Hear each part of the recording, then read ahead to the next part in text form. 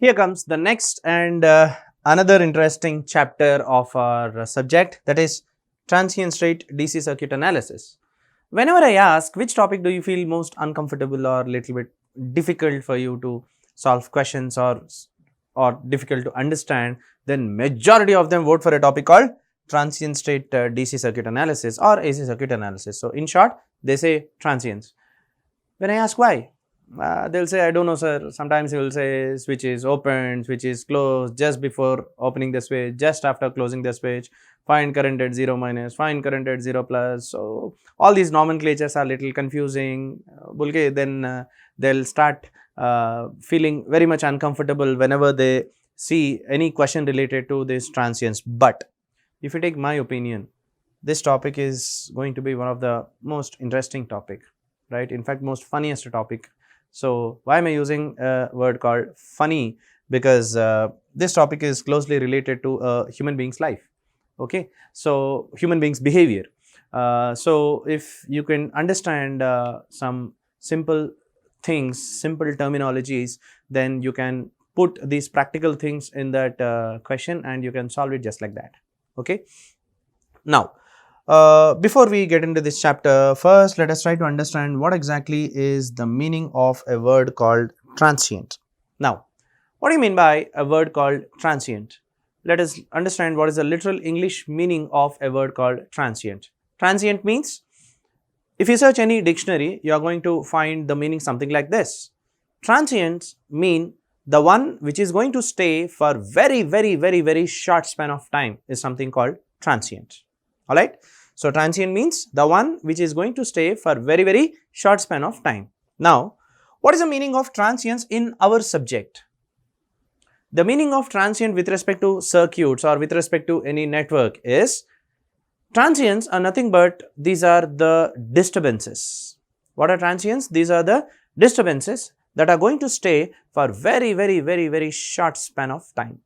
Therefore, what exactly this topic deals with is, we are going to analyze those particular circuits which are fed with DC or AC supply during which condition?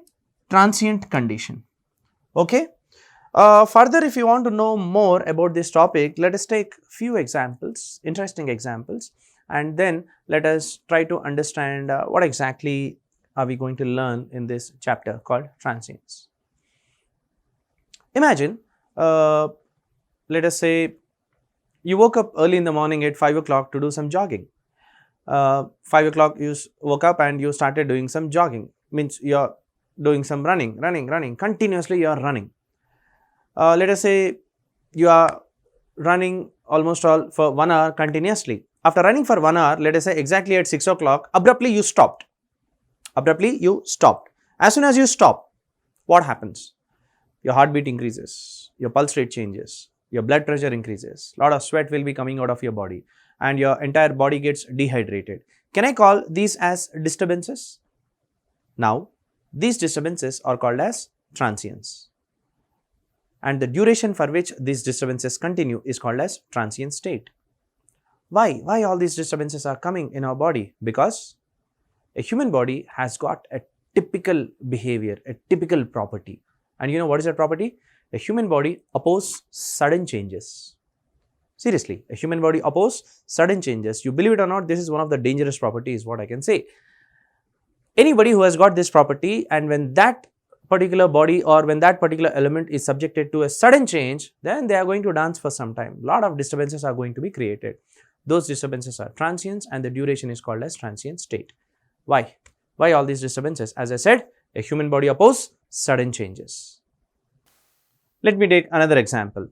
Let us say once you are done watching this video, then what's next? Finish off your lunch or finish off your dinner and then hit the bed, go to sleep. As soon as you hit the bed, I can say you are in deep steady state condition, relaxed condition, comfortable condition.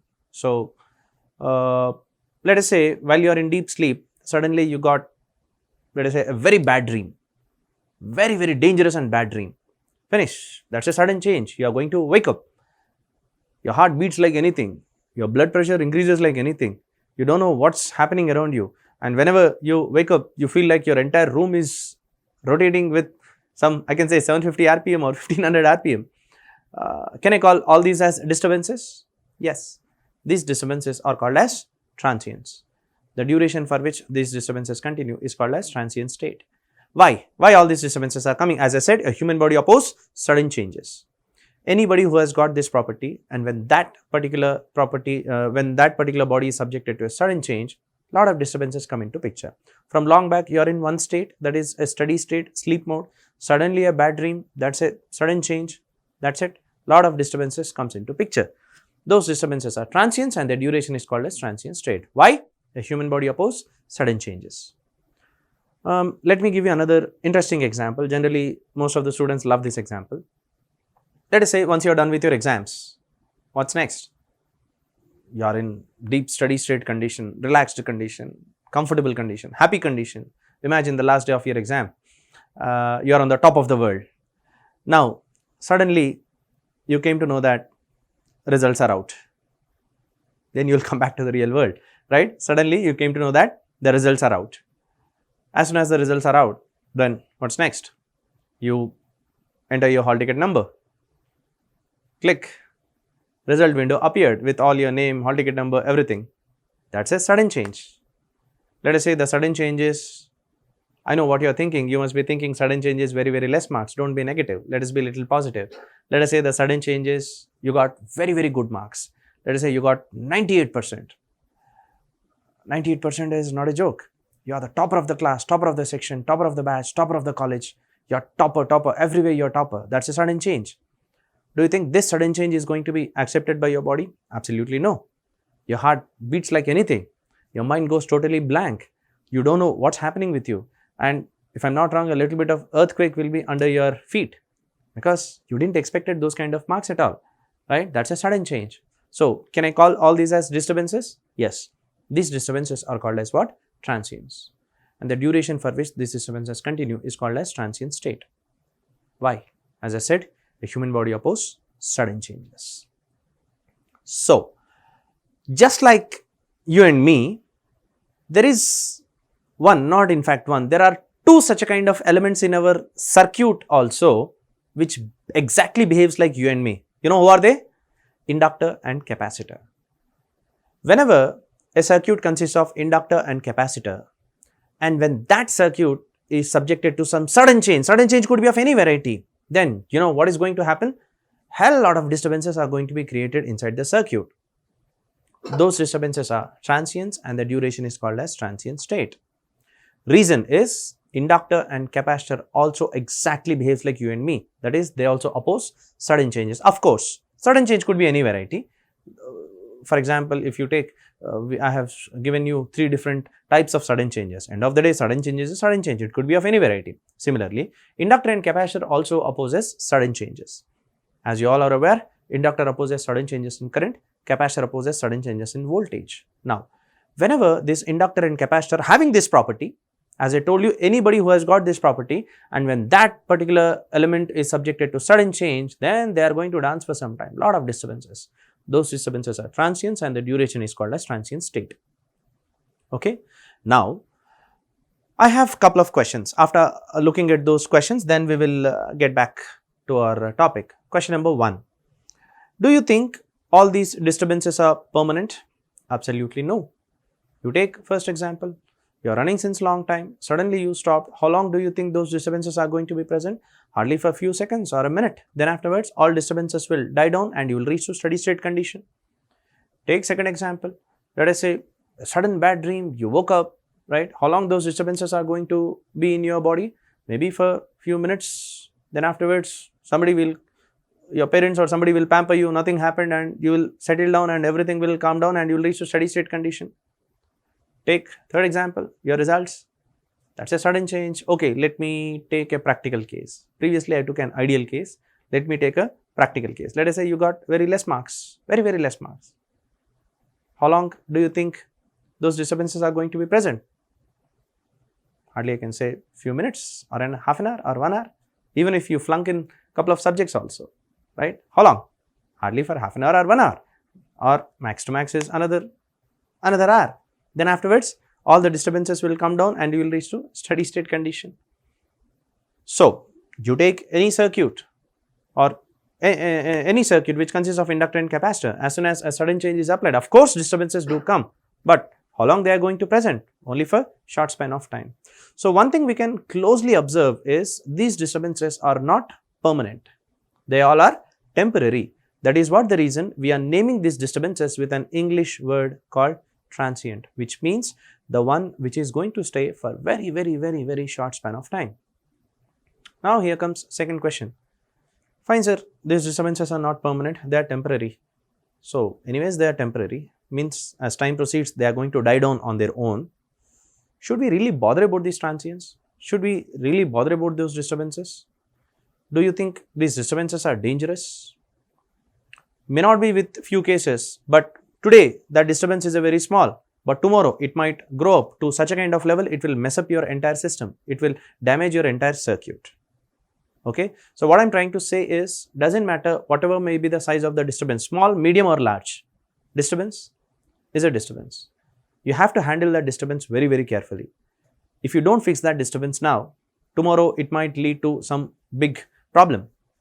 Okay, so being a design engineer, you have to ensure that the disturbances are ideally zero, but it means you have to ensure that the transients are zero. When can you expect transients to be zero? Provided if your circuit consists of only resistors, because the problem is because of inductor and capacitor. Now, can you survive your whole life with only resistors? No. You need inductor, you need capacitor. Whenever you use inductor and capacitor, transients will come into picture. So one thing it is very clear that you cannot live with only resistors. You definitely need inductors and capacitors, but at the same time, they have this behavior. So one thing what we can clearly see is, you may not make the transients zero, but at least what you can do, you can minimize it. I mean, you may not make the disturbances zero, but at least what we can do is, we can minimize the disturbance. If you want to minimize the disturbance, first you have to understand the disturbance. You have to learn the disturbance. You have to measure the disturbance. You have to completely, the geography, history of the disturbance, you have to know it, because until and unless I know about the disturbance, I cannot fix it. So in this chapter, we are going to learn how the disturbance is arising and what is its intensity. As time proceeds, is it increasing or decreasing in nature? How long those disturbances can be present? What is its magnitude? What are the parameters? All those things we are going to see in detail. Why? Because until and unless I know about a disturbance, I cannot fix it. Okay. So that's the reason we are going to analyze those particular circuits during which condition? Transient state condition. It means whenever your circuit is subjected to a sudden change, of course transients do come into picture. We are going to understand all those transients. Now, what is that we have seen in the second chapter is, this is steady state DC circuit analysis, means when the transients are dead, then when the circuits are disturbance free, then you can, how exactly is that circuit behaving is what seen in the second chapter. But here you are going to observe the circuit during which state? Transient state condition. Then another important point that I want to put it in front of you is, can you please list down what are all the different types of sudden changes that we can expect with respect to a circuit? With respect to a circuit, there are different categories of sudden changes. For example, in your life and my life, how many types of sudden changes you can expect? You can expect different varieties of sudden changes. As I have told you, I have gave you some 3 to 4 varieties of sudden changes. Okay. So with respect to a circuit also, there are different varieties of sudden changes we can expect. That is sudden change in current, sudden change in voltage, and sudden change in switch position. Now, sudden change in current. The chances of sudden change in current is ideally I can say 0. Why? Because all the current sources what we are using are constant current sources. Until and unless you change it with your own hand, that current is not going to change. So sudden change in current is ruled out. Next, sudden change in voltage. As I said, all the sources what you are using are constant voltage sources. Until and unless you change the voltage source with your own hand, that voltage or current are not going to change on their own. So can I say that sudden change in current is ruled out, sudden change in voltage is ruled out? Now here comes the third and most popular and the most frequently and commonly occurring sudden change with respect to a circuit. You take any circuit in the world, you take AC, DC, single phase, 3 phase, low voltage, high voltage, electric circuit, electronic circuit, low frequency, high frequency. You take any circuit, definitely every circuit is provided with one switch. Not only 10 volts to 5 volts is sudden change, 5 volts to 0 volts is sudden change. Not only 1 ampere to 10 ampere is sudden change, 10 ampere to 5 ampere is sudden change, but also on to off is also a sudden change, and off to on is also a sudden change. Sudden change in voltage separately is avoidable by putting some constant voltage sources. Sudden change in current on its own is also avoidable by putting some constant current sources. But can you avoid this sudden change in the switch position? No, it is unavoidable, because you take any circuit, one fine day I have to switch it on. Similarly, the one which I switched on, one fine day I have to switch it off.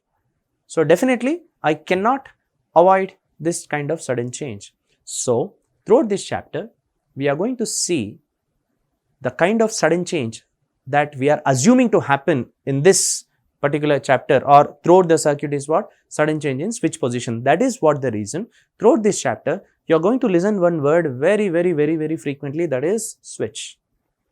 Because here we all assume that the type of sudden change that happens with respect to a circuit is what? The sudden change in the switch position. It could be either on to off or off to on, right? So as I said, in this chapter, you know what I did? I only switched on the circuit.